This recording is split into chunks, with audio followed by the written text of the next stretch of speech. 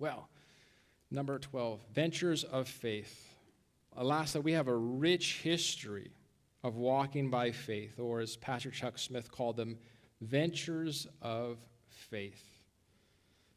There are over 1,700 Calvary chapels now worldwide because Pastor Chuck took a risk. He began to pour his life into people to allow them to experience the grace of God. And they would say, Pastor Chuck, I think God's calling me to go and do this. He would say, go. If the Lord's calling you, go. We're going to be praying for you. We'll be with you. And that allowed people to listen to the Lord, to walk by faith. And we recognize that God encourages us to step out in faith, to give God an opportunity to work in and through us. Hebrews chapter 11, verse 6 says, without faith, it's impossible to please him. And that God's a rewarder of those who diligently seek him. So we want to seek the Lord by faith. We want to step out by faith and be used by the Lord.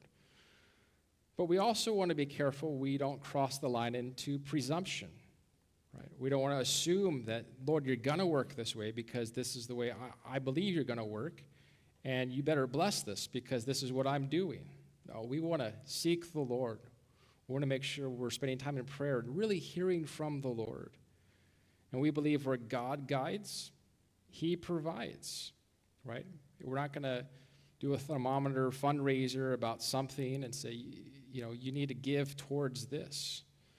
We believe if God's calling us in that direction, he's going to provide for it.